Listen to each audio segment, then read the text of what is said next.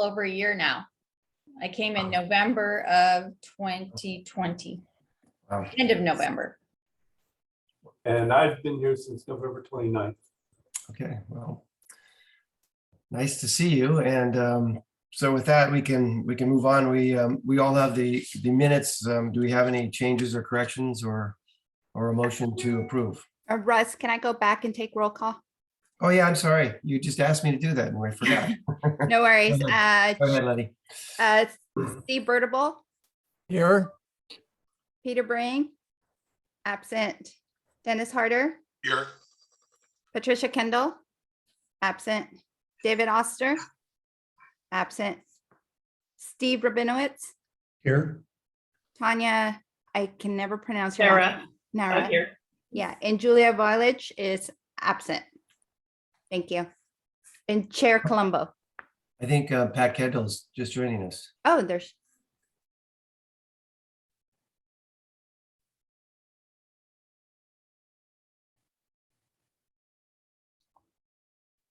We could go ahead and then I come back. Okay, great. So as I was saying, we all have the minutes. Do we have any corrections or comments or a motion to approve? I move approval. Okay, second. I'll second it. Thank you, Dennis. Okay. All in favor? Aye. All right. Okay, General Manager Cummins, floor is yours. You're muted. Thank you very much. Give me 1 second. I'm going to share my screen. Okay.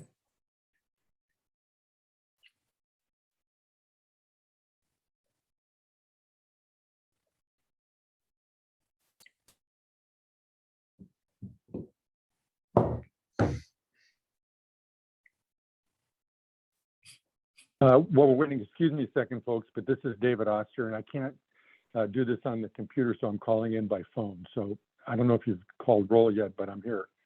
And sorry about this. Problem. Thank you. I have noted you in. Thank you. Well, thanks again. Can everybody see my screen okay? Yes. Okay, very good. Thank you. Well, for today's general manager report, I thought I would just provide a quick introduction, introduce myself, and then I wanted to provide an update on our planning for the future initiative. So in regard to an introduction, my name is Eddy Cummins. Prior to my career in the transit industry, I served 20 years in the United States Air Force. I was originally in the vehicle maintenance career field. 16 of my 20 years were in vehicle maintenance. And 4 of those years, I was a commandant of an Air Force leadership school. During my military career, I had the opportunity to serve all over the world. I served at bases in California, Alaska, the Azores, Utah, and Japan. I also had the opportunity to deploy multiple times to locations such as South Korea, Saudi Arabia, Kuwait, and Iraq. I retired in 2011 while stationed in Okinawa, Japan, and immediately began my career in the transit industry. I was originally hired at the Utah Transit Authority to be the maintenance manager. I was in that role for 2 years, and then I was promoted to be the regional general manager to run transit in the UTA's 3 northern counties. After 5 years as regional general manager, I was promoted to chief operating officer, and I served 3 years in that position prior to accepting the job at SMART. Very, very happy to be here. This is a place that my wife and I had vacationed at several times over the years. So when this opportunity presented itself, we were very excited at the opportunity. Been here since November 29th, as I mentioned before. And I feel like I've been very well received, both in the community as well as internally at SMART. And so just really, really excited about the future. So with that introduction out of the way, really what I wanted to share today is some information on our planning for the future. So this is something that presented maybe 3-4 weeks ago to the board, and having the conversation about really sitting down and creating, a plan of where we're headed. And we all know that for all those of us that have been involved in these kind of planning projects in the past. There's 100 different models that you could use. But this is one that I've used in the past, and I thought it was a good fit for SMART. It starts with a SWOT analysis, and I'm going to show that on the next slide. And then it goes into establishing a mission and vision statement, coming up with your strategic objectives, setting some goals, developing a strategy, deploying a strategy, obviously monitoring performance, and all of that leading back to making sure that we achieve the results that we set out to achieve. And so really this all starts with the SWOT analysis, so I will talk about that.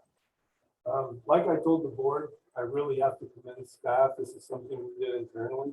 Anybody that's been a part of one of these knows that it's very, very difficult to look yourself in the mirror and identify where you really have some of those weaknesses and some of your opportunities for improvement. But I'll start with strengths. Coming in, this is something that not only am I seeing from my outside perspective being new to the agency, this is something that management agreed with across the board. We really, really do have a dedicated, highly skilled staff. It amazes me of the quality of talent that we have here. So I'm confident that any goals that get set here at the agency, we have the skill sets to achieve it. So that's really good when you're team coming into an environment like this. It's good to see you have that kind of talent.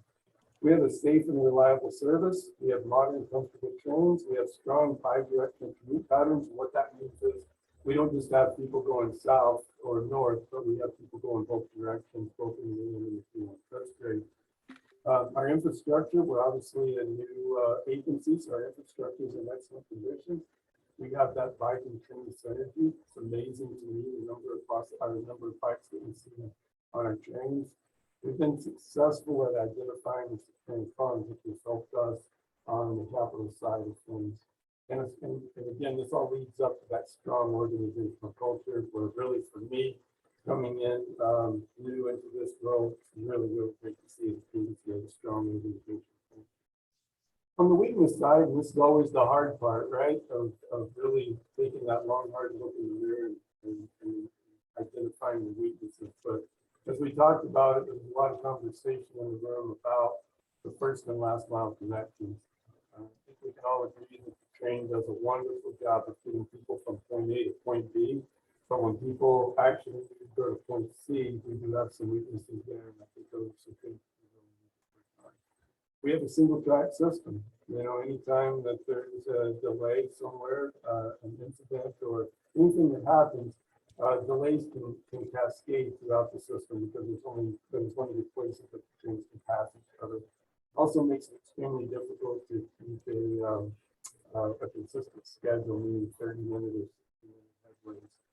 Early and late service is something that I think we've all heard a lot about. People want early morning service, they want to see trains later at night.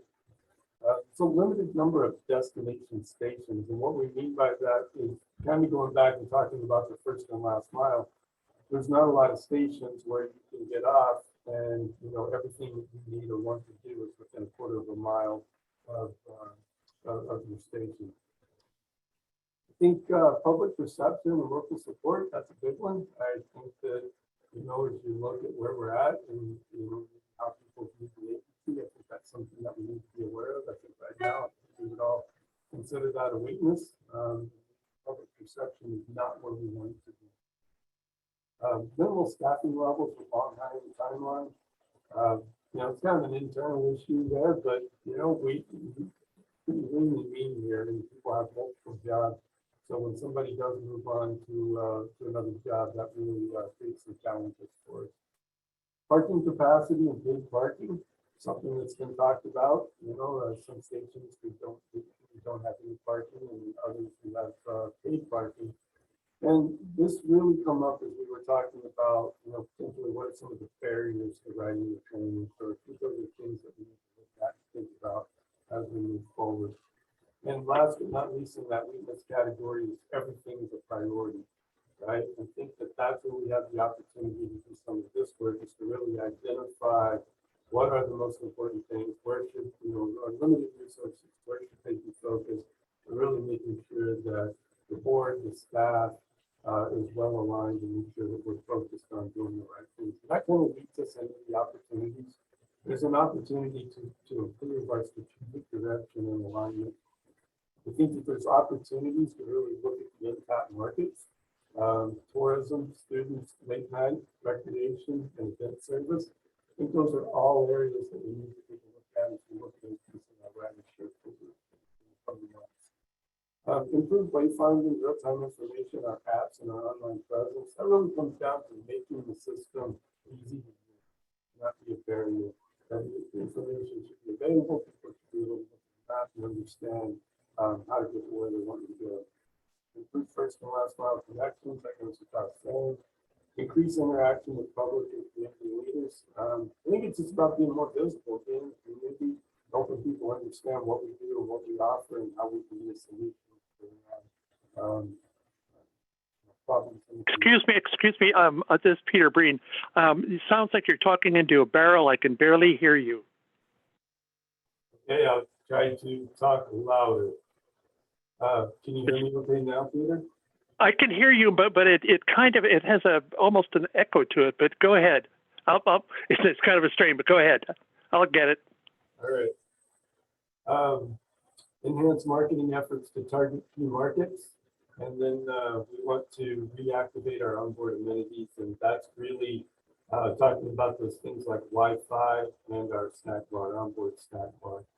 And threats to future sales tax funding, that's obviously a big one. That's kind of always the elephant in the room. We all know that sales tax expires in 2029. And that's something that we need to be aware of and have a strategy moving Can you forward. get me? Well organized and My email, I can't get it. perhaps we could have people mute if they're not speaking. That may help with the audio. Okay. We have well organized and funded opponents. It's just acknowledging that that is out there. Extensions north of Windsor, east of Novato, are not in the Planned Bay Area 2050 plan, and that really limits our ability to compete for funds. It makes it extremely difficult to compete for state funds, and it makes it impossible to compete for federal funds. So as we look at moving forward, it's critically important that that we get those projects into the Planned Bay Area 2050 plan. Ongoing litigation, slowing our projects down. Public trust and confidence, that kind of leading back up to the weaknesses that we talked about. Post-pandemic, I think, is a real threat for us. The world has changed. We don't know that the world's going to go back to the way it was, meaning that people are work 5 days a week. Information that I've been seeing shows that the new normal may be 3 days a week in the office and 2 days working from home. So I think that's something that we need to be aware of, need to be thinking about, and making sure that we were able to adjust to. I'm sorry, but it is still difficult to hear. Okay, I'm trying to stay closer. I apologize. I'm not sure what's going on with the audio. Cyber attacks is a big one, and rising capital and operating costs is something that we always have to be aware of. So where are we headed with all this? What we want to get to is what I like to refer to as the alignment pyramid. Coming up with a vision, mission, our objectives, our goals, and our strategy. And we'll talk more about this later on as we go through this presentation. The one thing that I talked to the board about that I think that could be one of the most difficult things would be creating strategic objectives, and I'd ask them to really think big and broad, and these should be really the big ticket items that we would want to look at. And then I think that as you think about your strategic objectives, you really have to think about all these other influences. And I think in the screen area, I think there's probably 1,000 different words of these outside influences that you could put in here. But just a few of those would be customer, public expectations, equity, environment, quality, financial responsibility, safety. I think that those are all things that we have to think about. But one thing that I shared with the board is that as I've been out and I've been meeting with public, I've been talking to people and talking to people internally, I seem to get the same questions over and over and over again. And I suggested to the board that our strategic objectives may lie somewhere in these frequently asked questions. Those questions are, what is SMART's plan to increase ridership? What's the status of the pathway? What's the holdup with the Windsor extension? How long until we get to Hillsburg and Cloverdale? Is SMART planning to go east? Why is SMART taking on freight? When will SMART add back additional weekday trips and Sunday service? Is SMART planning to electrify the train? Does SMART have a plan to improve wayfinding at stations and on the pathway? And what are the long-term effects of the pandemic on ridership? And so with those items, I suggested to the board that perhaps in no particular order, that our strategic objectives are ridership, pathways, extensions, and freight. And the board, during that conversation, they picked us around and agreed that this is probably the 4 major areas that we need to focus on. And so I think tomorrow, or actually it's this afternoon, I'm meeting with an ad hoc group on the board. And we're going to be working on establishing the mission and the vision statements. And then another thing that we'll be working on is, can we rack and stack those objectives? You know, do we want to put them in order as most important, or least important, knowing that they're all, you know, big rocks and super important, but we'll see how that exercise goes. So next steps, as I said, as I mentioned, the board's meeting this afternoon, or ad hoc board meeting this afternoon. They're going to be working on developing vision and mission statements and prioritizing the strategic objectives. And from there, SMART staff will be soliciting feedback, and then we'll take this information to develop goals that are aligned with the objectives, develop and deploy a strategy to achieve goals and objectives, monitor performance, and all of this will be targeted at achieving our desired results. And so that's it for this presentation. Are there any questions? I apologize in advance for the poor audio. Does anybody have any questions for Eddy? I have one, Eddy, and I guess it's a pretty general question, but when you arrived, what are the things that surprised you the most, and what are the things that you were pleasantly surprised, maybe on the negative and on the positives? So I'll start with the positive, and I mentioned it in here, the staff. Pleasantly surprised to walk into this environment. Really high-skilled employees, people dedicated to what we do, dedicated to the mission of what we do every day.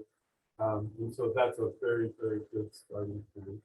I think outside perspective coming in, I think my initial concerns were about first and last mile connections. You know, I came from a multimodal system where I had somewhat control of buses and trains and could make those two things work well together. And you know, here it's kind of fragmented. You have kind of rows of buses, and Petaluma bus, and you have Marin bus, and you have Sonoma County bus, and getting all those things to work together and think of how people move around as a system rather than, you know, one particular mode. And so those are areas that I think we have opportunities to improve in the future. Okay. David, you're on mute, David. Oh, sorry. I have a question about the rails to trails litigation, and I'm wondering if there's anything more you can publicly say about the status of that. You know, what I can say is that there is litigation going on. I think that the next steps that right now we've hit the pause button on construction. Obviously, we're working on continuing developing and getting those ready to go, getting them shovel ready. But have hit the pause button on construction. I think the next question is do we continue to run that strategy, or do we look at things that we should go ahead and build? And so those will be the conversations that I think we'll be having as we move forward and work on these strategies. I'm sorry, Thank you. could you elaborate a little bit about when you say stop construction? Are you talking about all construction, or did I miss you're talking about a different? No, it's just construction on the pathway. Just the pathway. Just the pathway.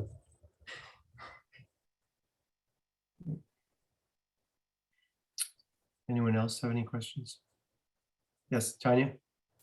So Eddy, thank you very much for this presentation and for the strategic planning process that you're going through. I think that's very, right on target, and really excited to see that process unfold. I'm also happy to see that the pathways are one of the objectives that you're seeing as a strategic objective. But I'm curious what your thoughts are on improving the public perceptions of SMART and the community engagement, which certainly is a role that this committee has, I think, talked about. And in fact, in our last meeting, I think we had some, I can't remember the exact agenda, but we did have some discussion about the future of this committee and kind of how we could help with community engagement. So I'm just curious your thoughts on that. Yeah, I think we have to be visible, and I've been doing quite a bit of that lately, just getting out and having the opportunity to speak. Just earlier this week, or actually late last week, I spoke at the Nevada Chamber, spoke in Healdsburg. I think we have to take those opportunities. I think we have to be out, we have to be visible, we have to be seen. I think that, we need to participate. We need to be viewed as a partner in the community. That's working in cities, working in counties. I think that public transportation has the opportunity to be a solution to a lot of issues that people have. And I think that we just need to be at the table, and we need to be working on that. But I think the biggest thing is just being seen as a partner and being an active part of the community.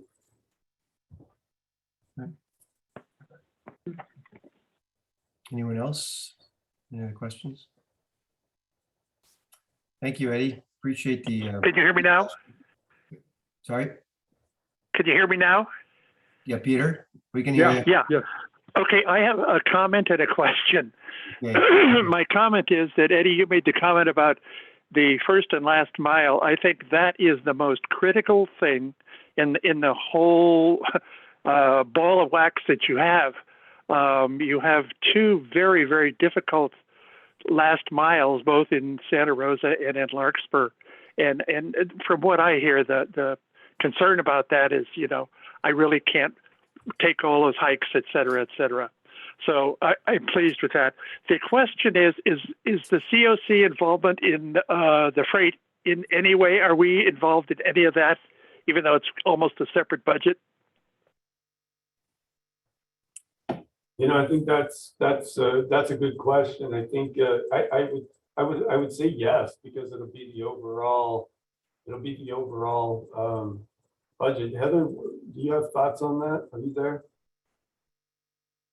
I am here. So, it's part of our overall budget. We won't be spending money, Measure Q money on it, but it plays into the whole, funding for us now. So as you'll see in a minute, we have broken it out between freight and passenger and pathway, but it all rolls up into our board approved budget. But without an accurate time study of each employee, it'll be very hard to allocate SMART or freight or SMART. Is that true? Is it going to be some extra work? So we're just going to do it. So from a capital and an operations perspective, those individuals are pretty defined and will be charging directly to freight. All the other administrative functions will be an allocation. Okay. All right. Thank you. Okay. Thank you, Peter. Yes. Anyone else? Looks like Steve up there. Steve, you're muted, so there you go. I'd like to raise the question about east to Suisun City. I realize that creates some problems for people who want to see us get to Cloverdale first. But I think with what's happening in the SR37 project to widen the road, that there are lots of ways that SMART could be helpful there, and that over time we've got to serve the Sonoma Valley. That would make that possible. I realize that's a big project, but what is your thinking about that? So I think that there's a lot of things that have to come out of that, and we have to make sure that we understand it. I've been getting a lot of questions. I think that there's obviously congestion on Highway 37. We all know and think that train could be a big solution for that. But I think that as we go through, and I think that's why this particular exercise is good for the agency, because we're going to have to map that out in these strategies of what we're going to do and what we're going to prioritize.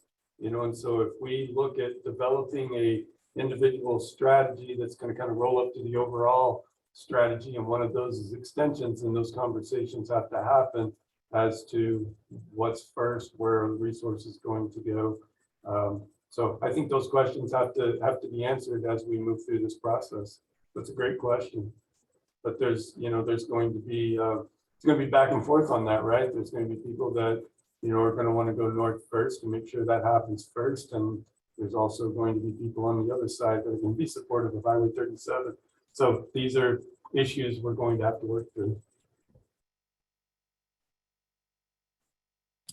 Dennis? In that regard, my understanding is that none of the Measure Q money can be spent on that eastern extension. It's only for the, for project one from Cloverdale to Larkspur. And if that's the case, are we now relying on like grant money or something to study and whatever SMART's going to do with regard to going east? Won't you have to, unless you have a lot of other money, won't you have to wait until the extension of the sales tax and have that authorized for the whole project? Anyway, I don't know if that makes sense. But. Yeah, it does, and you are right. We need grant money, and obviously, Measure Q money is there's not enough to run Highway 37, right, and run through that alignment. So there's a lot of things that have to be worked out and thought about, before we're ready to have a detailed plan on Highway 37. Good. Well, thank you, Dennis. Go ahead. Thank you. Eddy, first of all, welcome aboard and thank you for all the work you've done. So as you go out in the community, and thank you for being out in the community, how do you respond to all those frequently asked questions? Because I think everyone on this committee would love to have the answers to just part of those, if not some of those, are your ideas and input, because we have those and more. And again, until we can answer those and respond those, to some satisfaction, it's going to be tough to get public support for the next election. I agree with you 100%, and that's what this process is going to do. Is it's going to answer those questions. There's some of them that I think I have the answers to of what we're going to do differently and how we're moving forward. But a lot of those are big questions, right? There's big, complicated questions. And that's what I'm encouraging as we work through this process. These are the questions we need to have in mind, and our strategy needs to be able to talk about those things and answer those questions and be able to put that out to the public. So that's exactly what we're doing is having the answers to those questions. And I think that, back to an earlier question that I received is, what can the COC do to help with the public perception piece? That's it. Having the answers to those questions and being able to talk about it. A lot of what I've been doing to this point is listening, to be honest with you. I've met with both, friends and foes, people that, have been viewed as opponents in the past. I've sat down with those individuals and I've been listening. And I think that that's going to go a long way so that I'm hearing what's on people's minds, kind of how they're seeing the world, and then making sure that we're thinking about those things as we move forward. Eddy, I have a question. There's been a lot of discussion in this group about what our role should be and we've been, our responsibilities have been to review the strategic planning process, strategic plan. But do you have thoughts about what ultimately the COC should be doing, or is just what we're doing what we should do? You have thoughts about that? I think that's a good question. I think that, when it comes to helping with that public perception piece and helping people understand what we're doing, I think the COC could play a role in that. Preparing for this meeting, I looked, it's very, very limited, the scope of this particular body, of the language that I could find that kind of says what it does. But I do think that there is potential to leverage this group and be able to do it. Obviously, that's the board's decision, right? But, I'm open to feedback and I'm open to playing that role as kind of a liaison between the COC and the board and sharing some of that information. Okay, great. Russell, Peter here. Yeah, Peter, go ahead. Yeah, to follow up on that conversation, with all due respect to Farhad, he tended to limit exclusivity to the COC to the review of the strategic plan, which in my view was rather minimal. So I think that this group has been essentially not very useful to the overall operation and management of SMART.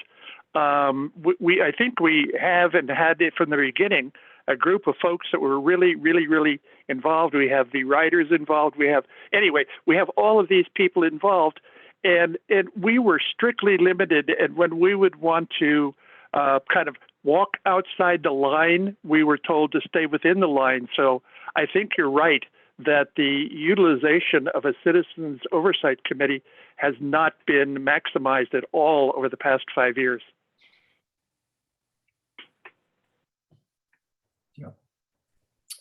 Steve. If I might. Thank you and welcome, Eddie. It's a pleasure meeting you and hearing all of your thoughts and plans and openness to what we have to say. We've all been very dedicated, as you know. I don't know that any of us have left this group since we began way back at the beginning. And it is legitimate to ask questions that the board would ask about what the role of this committee is and the makeup and if there should be terms or whatever. But I do wonder, I do think we probably should be more active than we have been. But in terms of a group that really can represent the community, can talk about issues on a more frequent basis, I'm wondering if anyone has thought about an advisory committee. I know another committee is not on the top of most people's lists in organizations, but this committee's role is rather narrowly specified. But as we need to build political support, as we need to hear more voices, I believe, in how SMART operates, it would probably be worth having a conversation on the board's part as to whether they need a committee that is representative of the diversity of our county and Marin County as well, and to look at how we might then build political support for the next election. Thank you, Steve. Any other thoughts or comments? Questions for Eddie? No? Okay, with that, we'll move on to the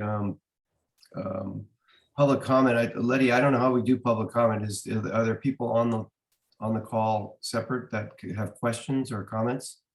Yes, there are. And I believe we have one hand raised, which we will go ahead and open it up and give them 2 minutes to speak.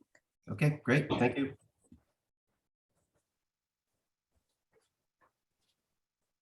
This caller is Richard Brand. Hello, Richard. Go ahead. Good morning. It takes a while to unmute the system. No problem. By the way, General Manager Cummins looks like he's not there. A directional microphone from staff would probably help him there in his office. I think that's the problem. Oh, yeah, you should maybe staff can give you a directional microphone separate from just your PC. I'm an AV guy, and it sounded like your microphone was not sufficient for the issue. Anyway, yes, thank you for this. And boy, do I compliment the board here. The group, I think it's an excellent group. I think that the comments about advising as opposed to oversight, I think what you really will benefit from is citizen outreach. And there's so many different stakeholders in this county, 2 counties, because we are Marin and Sonoma County. By the way, I am a resident of Sonoma County, but previous to that, I lived in Santa Clara County, and I I interacted with our local rail group. So I think an advisory group helping you. And that, I think that's the important thing. I think this group of people are here to help. And I think as your people that provide input to you and to the board, I think it is an important part as you look at the future. And that's what your story was all about. This railroad is important. It needs the support and ultimately financial to continue to operate and grow. And so I would support, and I say this is a breath of fresh air to hear the group. I'm glad that you're commenting on this. So my only comment is increase the public input from meetings like these. And I've said before to the board, have the meetings at business hours instead of starting early in the morning, but that's a separate issue. And Eddie, I apologize for the email I sent last night. So I saw item 4. I'll send you a note. Thank you. Thanks very much, Richard. Okay, Letty, is there any other questions? We do have another hand raised by a phone number, area code 707-763-7554. We'll go ahead and open it up if you can address your name, please.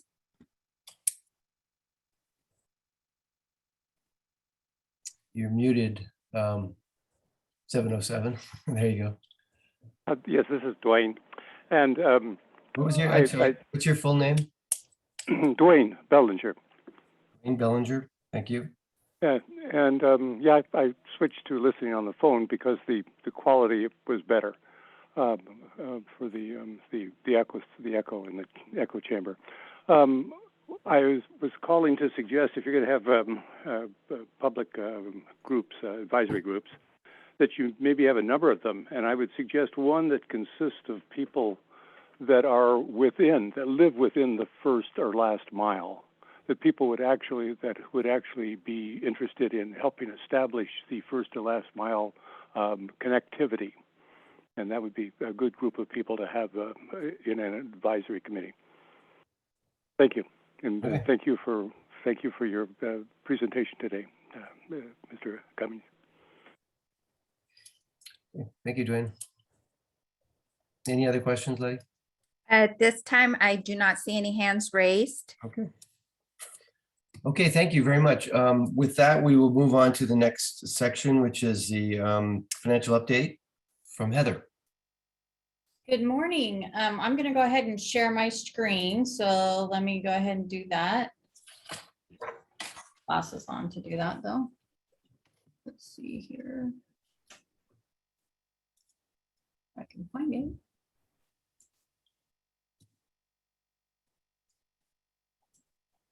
Are you able to see that? Oh, we see you. Okay, well, let me try that again here.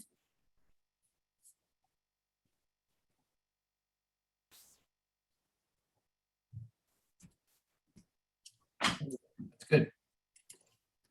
Hold on just a second. Yeah. Is it sharing? Yeah, I think so. Here we go. Okay. Can everybody see? Yes. Yes. Looks good.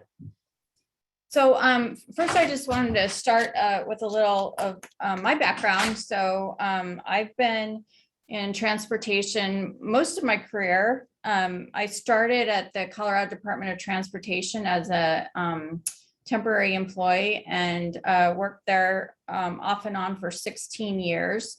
And most of that as the chief financial officer. I spent some time at the Southern California Association of Governments, which is the, if you know MTC here, it's the equivalent of MTC in Southern California. And then I worked at a small transit agency up in Aspen, Colorado called the Roaring Fork Transportation Authority. And then I've spent, before coming here, my last 5.5 years, almost 6 years was spent at the Regional Transportation District as the CFO in Denver, Colorado. So like Eddie, we were comparing notes. Our agencies were extremely similar, and some of the things that we dealt with there and the issues we had and those type of things are eerily similar, we've discovered. So That's been interesting to see how, even though the agencies may be geographically different, we all deal with similar problems around the country. So, so that's a little bit about me. And then I just wanted to do a really quick update because I know we're running short of time, but a little bit about what finance is and what we do. So we have 7, I put in there 7 smart employees. They are smart employees and they're smart people too. So we'll play on words there, but there's 7 of us, a little different from what I'm used to. I had about 300 or 400 employees at my last job. So, so having 7 is a big change, but it's very nice. And as Eddy discussed, one of the nice things that I found here is people are extremely dedicated to their jobs and the mission of the organization. And that's very refreshing. So the functions that we perform are accounts payable, receivable, general ledger, treasury, which are all like the investment functions, the collecting of funds, that type of thing, debt issuance and management, and we do all the payroll and all the budgeting. So I started putting together all the financial documents that we have here. Some of these did not exist until the last year. So, but all of these are opportunities. All of these documents go in front of the board and take a period of time to get through. So all of these are opportunities for people to have input into our planning process. So the first one we did last year for the first time was a capital plan. It was approved by the board in April of 21, and it gets updated every 2 years. However, we will be reviewing it in the next several months again to see if things have changed. And one of the reasons for that is because it's the building blocks for all of our other plans. So whether it be a strategic plan or a short range plan or whatever plan we're trying to accomplish, the capital plan is a very important component of that. And as Eddy mentioned, as we move through this process of developing, a mission, a vision, goals, and objectives, that could guide the capital plan. So some of those questions that he put up on the board that we hear over and over again, we're hoping, get answered through that process, and then ultimately will show up in the capital plan. The capital plan then feeds the short range transit plan. That was the first one we did. I completed in October. Actually, it should be October of 21. Sorry, not 20. It was just a few months ago. That is required to be updated every 2 years, and it is a requirement of the MTC. So that one we have to do. We then, the short range transit plan and the capital plan feed our annual budget. So if you have all those things in place, you should be able to just pull the information from those plans, and that becomes the foundation of your annual budget each year. And that is adopted in June because we're on a fiscal year, which starts July 1 and runs through June 30th of each year. And then, as you guys talked a little bit about previously, we have the strategic plan. It is required in the 2008 expenditure plan. I think was discussed as pretty narrow in scope right now. It says the strategic plan needs to be updated every 5 years. It's approved by the board of directors, and it's developed with input from the public and the COC, and was last done in 2019. So we'll be coming up on that in a little bit, a couple years. Then we have the annual report that we put together. It's prepared at the end of each fiscal year. It's an overview of our funding activities and projects.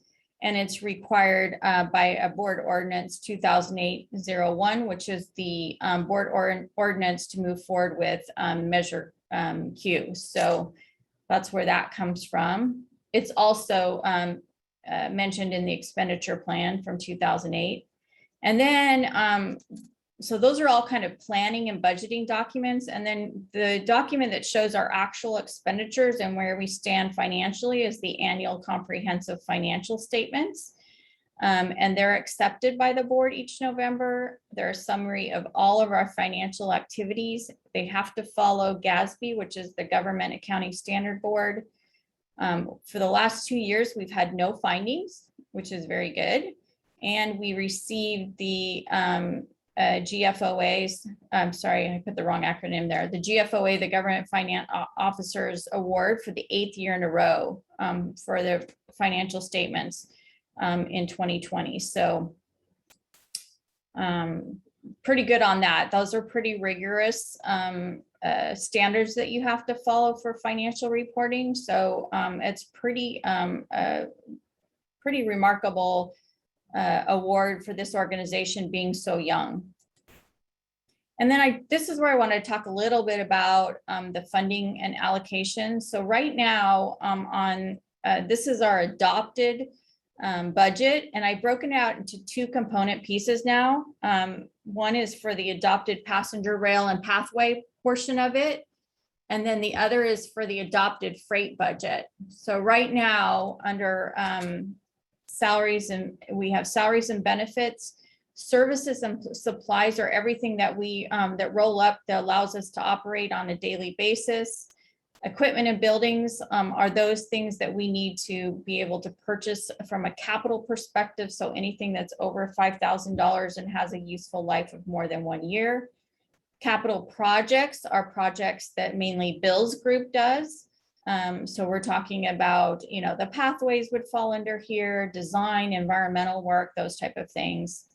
Other governments is where our fellow local agencies kick in money to either help us do a project, or we're doing a project for them while we're already out there doing other work. Account and fund transfers are where we have salaries up in the salary line where we need to capitalize those on a project. So under the capital projects line, there's salaries there. So we deduct those so we don't double count them. And then in fiscal year 22, we transferred $500,000 to one of our reserves for retirement. After all of those expenditures, we have a year-end fund balance estimated at $23 million. We'll need that money to carry forward into future years because in the capital plan, we identified a need going forward for this roll forward of money to fund those capital projects as well as additional operating costs in future years. And then we also end the year with $30 million in reserves. So these are things like a 3-month operating reserve, an equipment replacement fund, money to offset future unfunded liabilities in our retirement accounts, those type of things. So they currently total 30 million.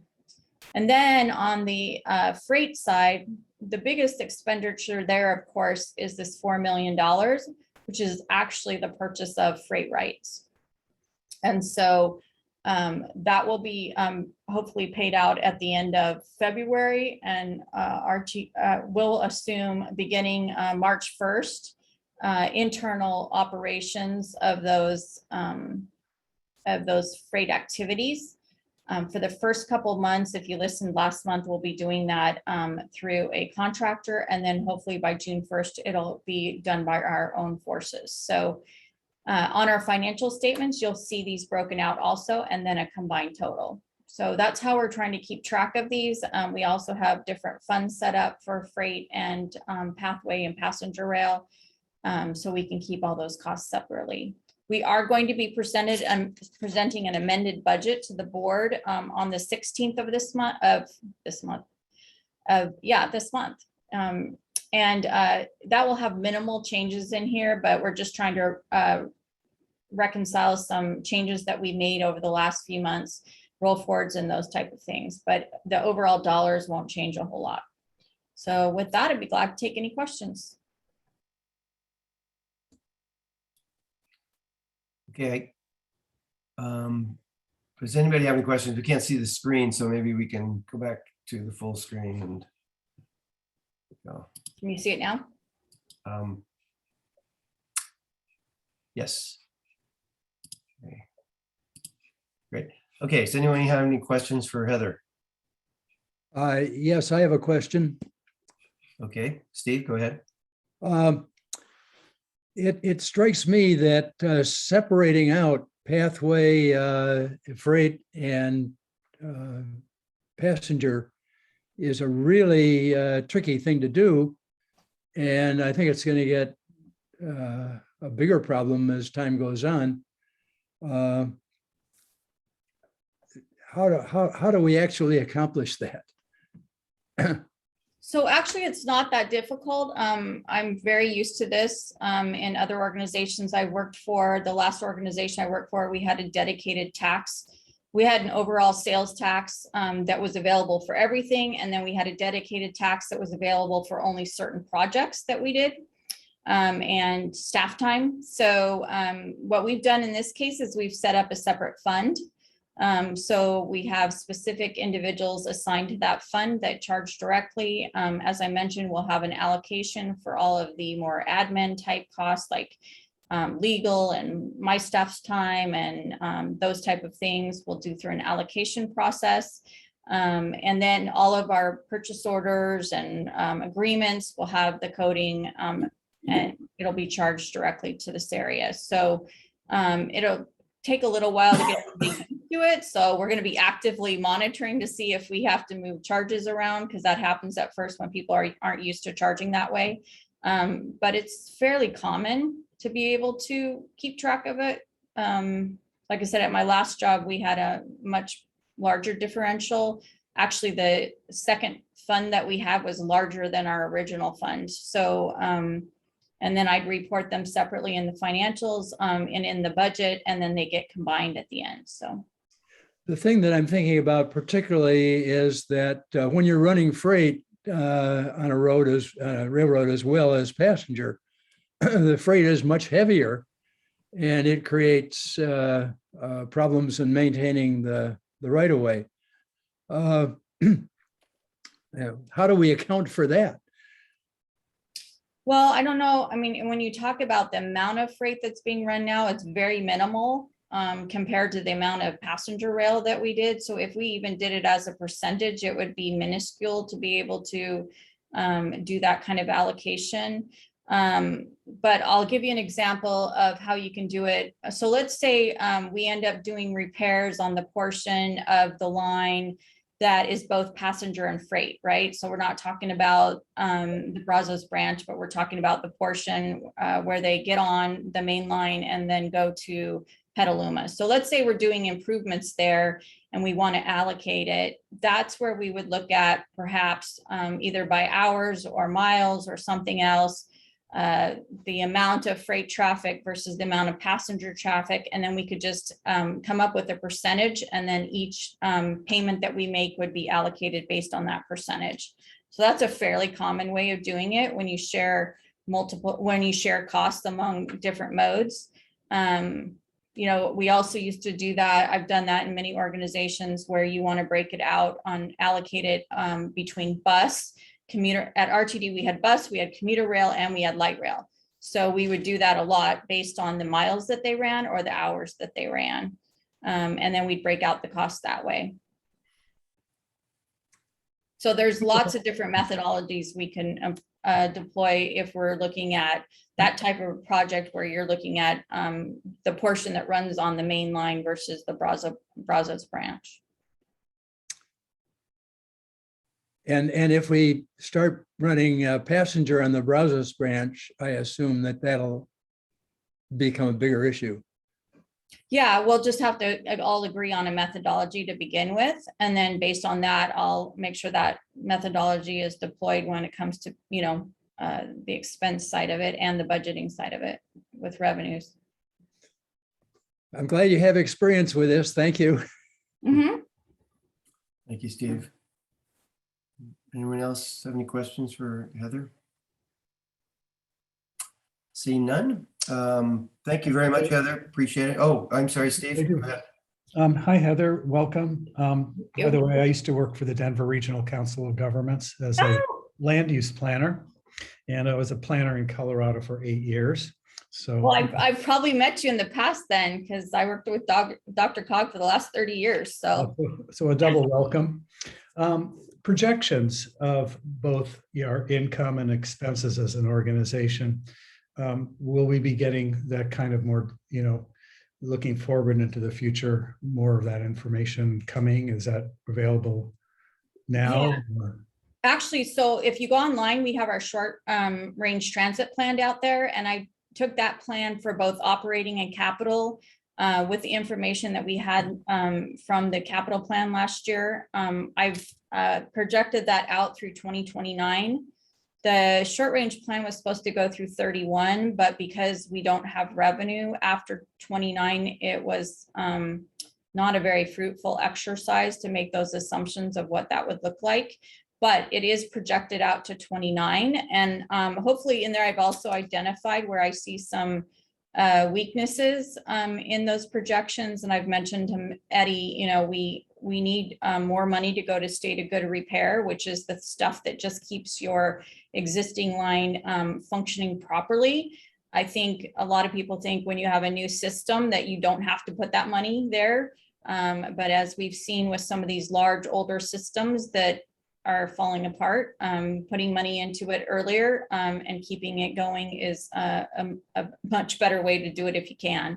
So there's some issues around that. There's also some issues around when does Windsor open and when will we need those operating costs in there. That could change the perspective about, you know, when funds are available and those type of things. But I think for the first plan, it's a good start to get people to really start thinking about something more than tomorrow. Thank you. That might be a useful thing to send out to the COC. Sure, I'd be glad to do that. Great, thank you. Thank you. All right, anyone else? I don't see anyone. So we can move on to ridership update from Eddy. Russ, we might want to go to public attendees. I see a hand raised. Oh, okay. All right, we can step back for a second and have that person ask the question. Go ahead, Dwayne. Who's me? Oh, Dwayne Bellinger. Go ahead, Dwayne. Thank you. A couple of questions, if I may. Well, first of all, the cost of freight going up and down north and south was part of the sales pitch for SMART, that people were delighted to pay a little sales tax to get the big trucks off our roads and onto the rail. So I don't think that would be a problem.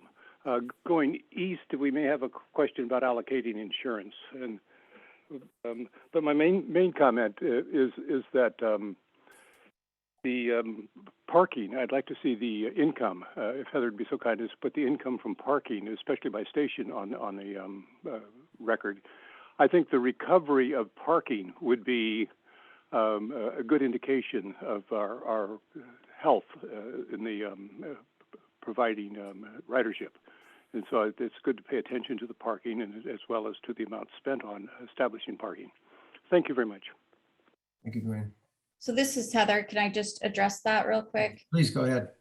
So we, in the monthly report we present to the board, we do break out parking. So that is available on a monthly basis. I don't have it broken out by station. I'll have to look into that, but we do break out the revenues from parking on an actual basis in that report. Heather, how many stations actually have charged parking? Oh gosh, we have 12, maybe Bill would know that better, but I think we have 12 stations or 14 now, and Cotati and Santa Rosa. Cotati is free. Santa Rosa has their own parking cost there. I don't know. I'd have to check that for you, but I can get it for you. Heather, I can Not jump all in. of them. Bill, you have that? SMART's got 3 parking lots. Well, I guess, yeah, 5 parking lots, and they all have paid parking. 5 of them total. Okay. All right. Okay. Thanks, Bill. Okay, sorry, we can move on to the ridership update from Eddy.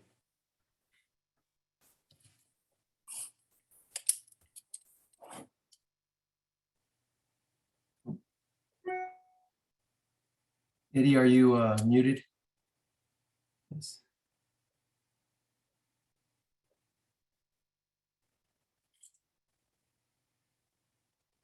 Eddie, I think your sound is muted. Yep, okay, 1 minute. Okay.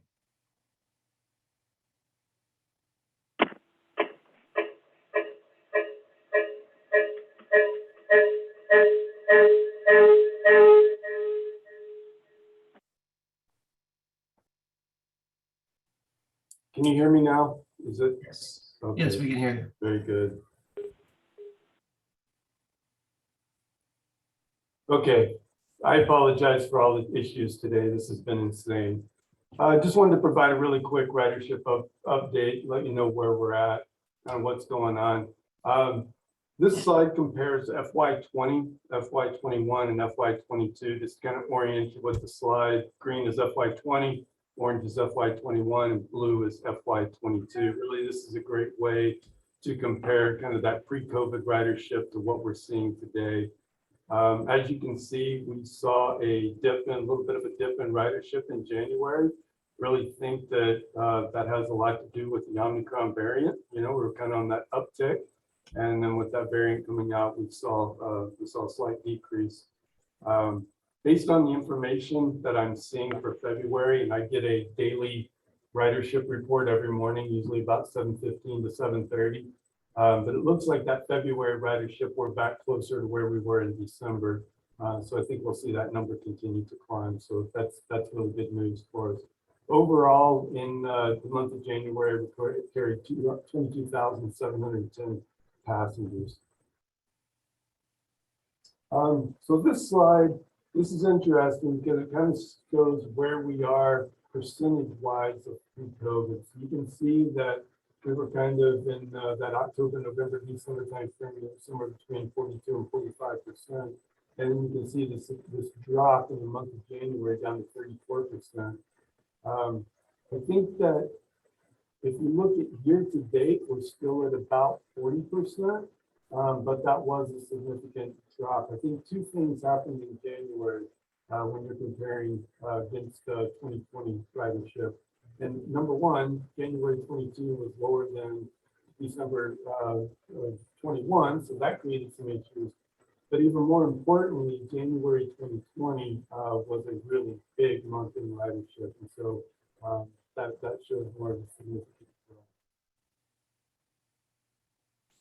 This is something that I asked staff to put together. This is new. Reported this to the board a couple of times over the past month and a half or so. But sometimes it's very difficult to understand what's really going on with ridership, whether you're actually getting better or you're not. And the reason is because you will see monthly fluctuations in ridership. As an example, sometimes there's 21 weekdays, sometimes there's 20, sometimes there's 22. Some months are longer than others. You have some of those months like December and January where people take a lot of time off either at the end of the month or at the end of the month. And so they're not traveling around. And so sometimes it's really, really difficult to understand what ridership is doing. So I asked staff to put together this rolling 12-month average. And this really tells a good story. If you look at it closely, you can see that in that second month, we really hit the bottom. But since then, we've been on a steady trajectory of increasing ridership. So we're continuing to see ridership growth month over month. And like I said, based on the data that I'm seeing today, for February, I expect this to be good. This is some more interesting information. I get this question a lot of what days do people ride? And so what this does, this takes ridership for the month of January. You can see week 1, week 2, 3, and 4, and then you have the daily average over on the side. And so this tells you what kind of ridership we have on each day of the week. And so average ridership is highest on Wednesdays, followed by Tuesdays and Thursdays. You can see that it's relatively even across the board, but there are some days that we do some higher ridership than others. And that concludes today's ridership report. Do you have any questions on ridership?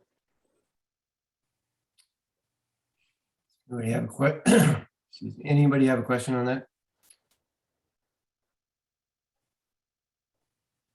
Nope. Okay. With that, we'll move on to Bill to give us a presentation on the pathway as well as capital projects. Bill. Good morning, Chair Colombo and Citizen Advisory Committee. It's been a long time. Great to see you all again. Just a quick update on pathways this morning. As Heather mentioned, we did the capital planning effort last spring and really set up our pathway program looking forward. The board at that time committed to funding the remaining pathway segments to get them through design, through permitting, and to a truly shovel-ready state.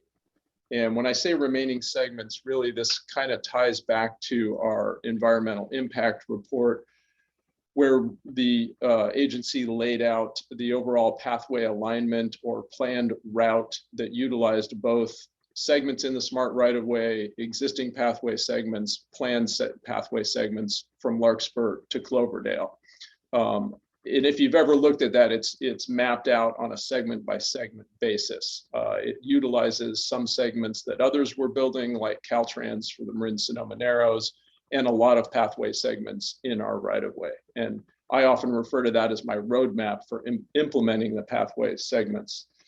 So we have a balance of about 12 segments that the board committed to funding for design and permitting last spring as part of that capital planning effort. We are in the process of getting that going now. We have just awarded a contract at the board a meeting ago. It's 7 of those 12 pathway segments, and we have one more design and permitting contract that we're evaluating now. So we will hire another permitting and design team for those segments as well. The other thing that we're working on in terms of pathways is pathways that are funded and heading towards construction. So we have 4 pathway segments that are fully funded. Actually, yeah, 4 segments, 3 in Sonoma County and 1 in Marin. And we are wrapping up design on those. We are well into the permitting process and hopefully moving some of those to construction this summer/fall. Just getting through the permitting process these days is a significant effort. So a lot of time on that.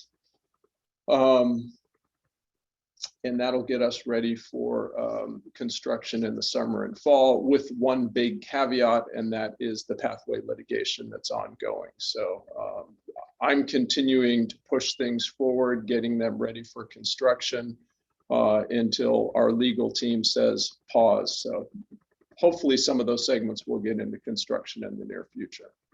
Bill, what are those segments? What segments are those? So we have 4 segments. If I go from south to north, we received some quick strike funding from MTC. That is for a segment in Marin County from McGinnis Parkway to Smith Ranch Road. So that picks up at our Civic Center station where we have the existing pathway and continues north. Great connector segment to get up to all the recreational facilities up there at Smith Ranch Road.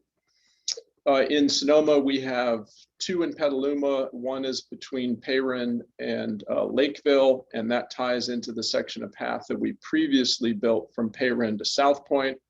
And then the next section in Petaluma is South Point up to Main Street in Pengrove. So we're starting to get some nice continuity there. And then the last segment is Rohnert Park to Southern Santa Rosa, which is Golf Course Drive up to Bellevue and Santa Rosa, which again connects to sections of path, both at Golf Course South and Bellevue to the north. So we're really getting some nice connectivity in the pathway system.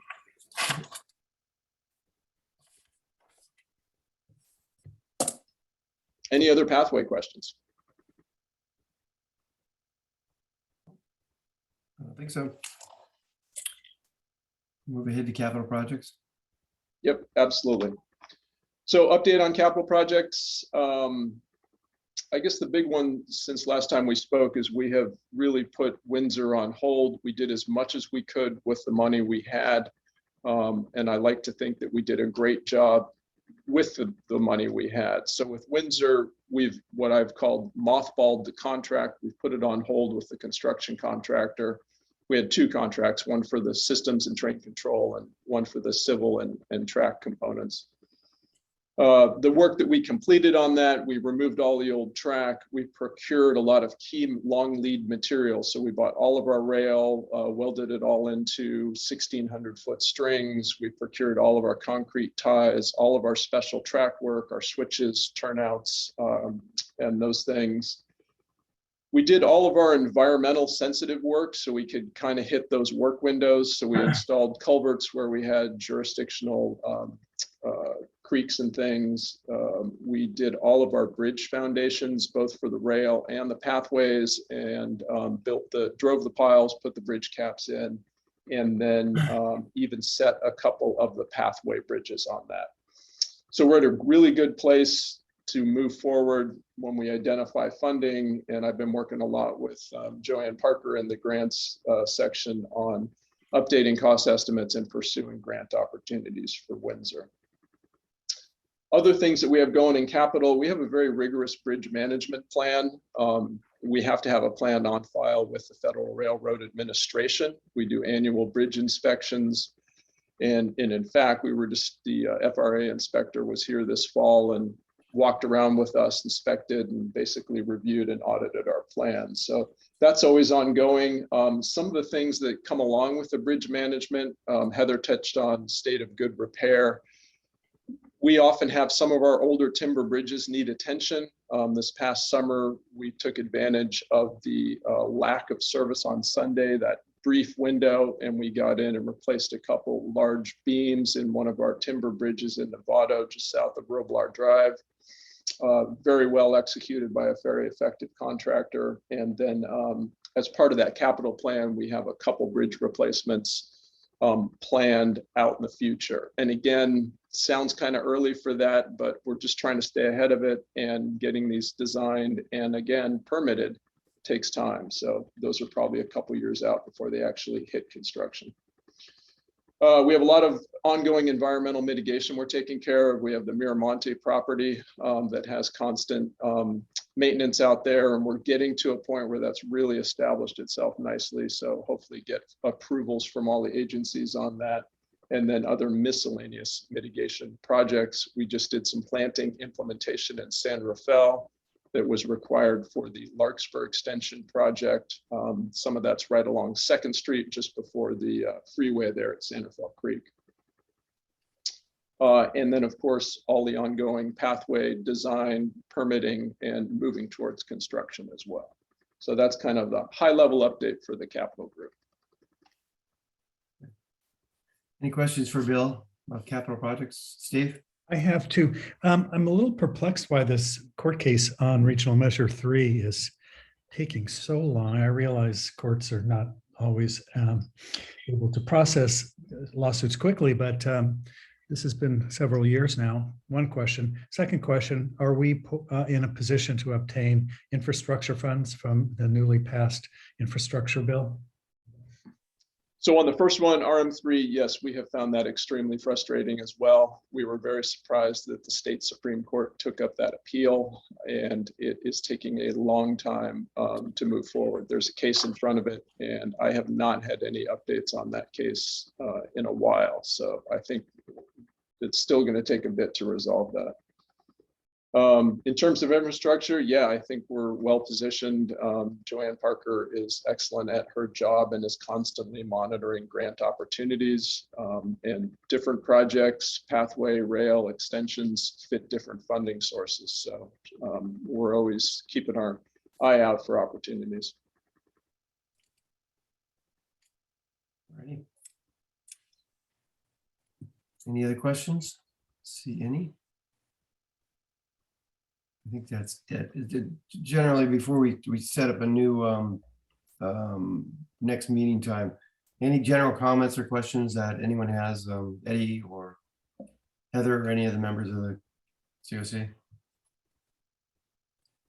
I think one of the things that, as I mentioned earlier, I think that the frustrating thing I think for this group is that there's not a consensus among this group about what we're supposed to be doing. So I think that should be maybe a priority to make sure we define our role and to a greater degree. And it seems very, it seems very narrow. I know there's people on the COC who think it should be more. What we've done is kind of stick to what is defined at this point, and nothing more. But you know, if the board, and we obviously need direction from the board of directors that what they want from us, because I feel a little, personally, I feel a little frustrated because I'm not sure that they necessarily know what to expect from the COC, and I'm not sure necessarily that the input is what we give to the board is necessarily taken. I don't even know what they should do. I mean, there's no requirement that they can take any input from us and do anything with it. It's a suggestions, and that's about it. And so I think this group is a little frustrated in that we need more clarification and definition around our role, and kind of a clear line to the board as to we're doing this, and this is our responsibility. So you know, Eddie and Heather, you know, you haven't been part of that one in the past, but it clearly was I think a frustration among all of us. And I don't know if anybody else has any comments on that particular point. Members. Yes, I do. Steve. My view is that the strongest effect of this committee is that it is a sounding board for staff on at a level of detail that the board probably doesn't have time for or interest in. And so whatever we accomplish, it's accomplished through the staff. I do think that it would be a good idea for our chair and the board chair to meet before or after each of our meetings, so that there is a communication role there. But my own experience is that the need for the staff to report from time to time to a citizens group like this has value. And if I were in the general manager's place, I would want us to have a broader role than simply the one that's set forth in the statute. Okay. Thank you, Steve. Yeah, there has been no defined meeting or communication between the chair of the SMART board and the COC board. So, I mean, I was invited to one board meeting and spoke briefly at that, and it's kind of been it over the last number of years. So I think the communication could be better, and I think that a greater definition would be appreciated on our side, frankly. I would, if I may. Comment? Sure. Oh, who's speaking? Yeah, Peter. Oh, that Peter, and then we'll go back to Eddie. Yeah, I want to acknowledge and thank the staff for finally acknowledging the Citizens Advisory Committee by putting the membership in a recent annual report. It's the first time since we started that the COC has been acknowledged by the agency in a public manner, and I appreciate that. I guess until people in the community start calling you Peter, right? That's okay. Okay, Eddie, you were going to say something. I apologize. Yeah, I was just going to say, I would be happy to tee this up as an agenda item for the board to talk about. That'd be great. That would be much appreciated. I think it would be good for me, you know, obviously I'll have to, you know, talk about this. I think it'd be good for me to hear, you know, from members of the COC as to, you know, what you would like to see, what kind of role you would like to play. You know, where you see that you could help. I have my own ideas, but it would be good to hear from you. But I would be happy to tee that up for the board and have that discussion. And maybe we can I'll use the word formalize this process a little bit more. Okay, that sounds good. That would be much appreciated. Thank you. Okay. Anything else from anyone at this point?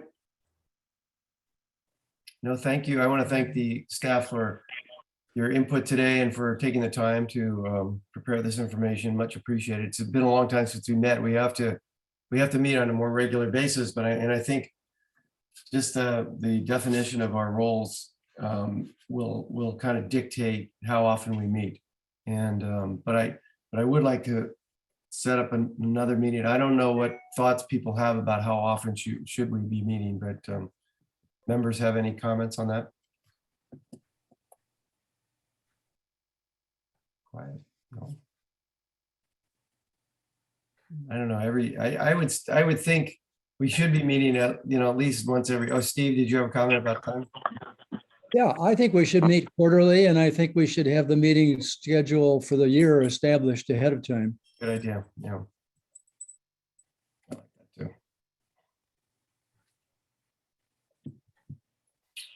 So Russ, we do have 2 raised in the public attendees.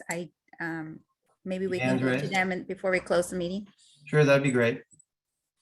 Got a couple minutes, so go ahead. First comment is Richard Brand. Okay, Richard, go ahead. Yes, good morning again. This is Richard Brand, Sonoma County. Excellent meeting. And Eddie, with your coming on, I think I equate this to a startup.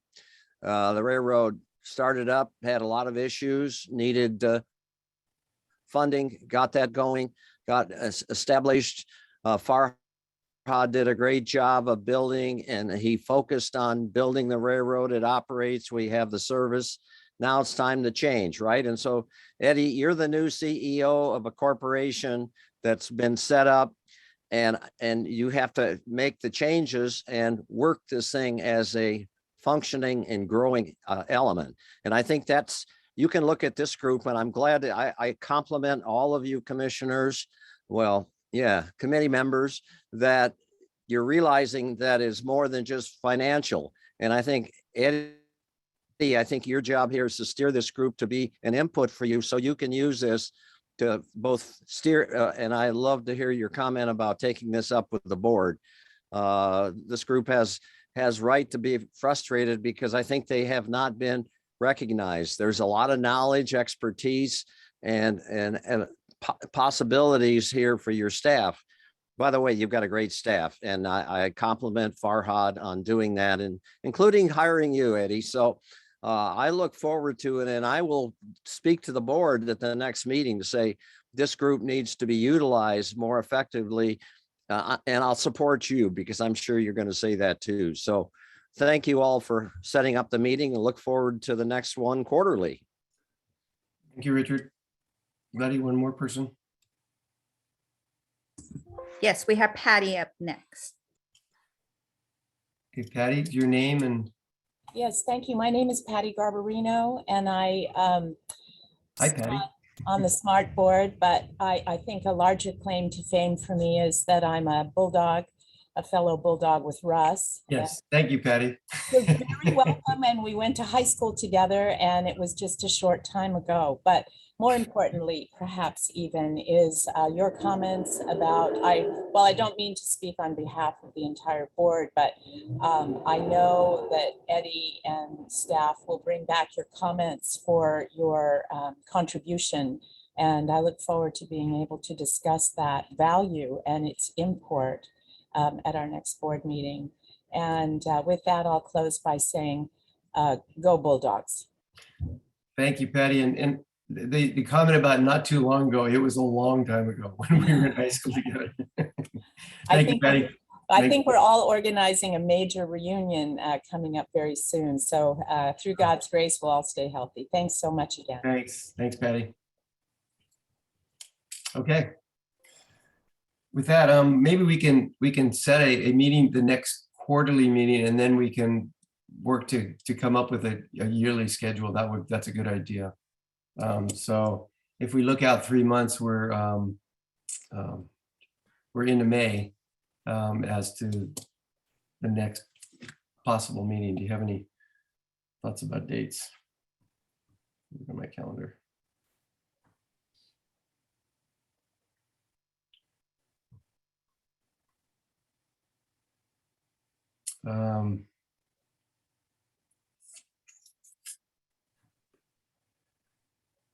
How about maybe the either the week of the first week in May or the second week in May? But whatever. What does everyone think? You thinking of a Thursday, like May 5th or May 12th? That's what I was thinking, yes. Either one would work for me. That work for everyone. Thursday work okay for everyone? Okay, Yes. so why don't we let's see, why don't we shoot for the 5th if that works, and put that on our calendars, and then we'll try and put together a calendar for the rest of the year so that we have it on our calendars early on. Does that work for everyone? Good. Okay. There was a question about the time of meeting. Oh, yeah. We want to stick to. Well, I'm hoping that we have the next meeting in person. That would be the target. We've always done that because we've done it early so that we didn't disrupt too much of the work schedule during the day, and for people. But I'm retired now, so I can do it anytime. So, do people have a thought about, we've been starting at 7:30. We can move it a little later if that's a problem. But I'm good at that time. If others have different, strong feelings one way or the other. How about staff? I mean, I don't know. Would you prefer it be a little later, or? I don't think it matters to us. I think we can adjust accordingly. Okay. So, Okay. Let's just leave it at 7:30 unless we get unless somebody has any strong thoughts. Let's say 7:30 to 9, and then we'll on May 5th. Okay. Yep. Okay. Good. Thank you. So that takes us right to 9 o'clock. Thank you for your reports today from all of staff. That's nice update, and we really appreciate it, and look forward to working with you as we go forward. Welcome to Eddie and Heather. It's not such much of a welcome. You've been here for a while, but it's nice to actually finally meet you. So with that, I will take a motion to adjourn. Can we move? Yes. I'll move to adjourn. Second. Second. Yeah. Okay. Thank you all. Thank you very much. Bye. Take all your time. Bye.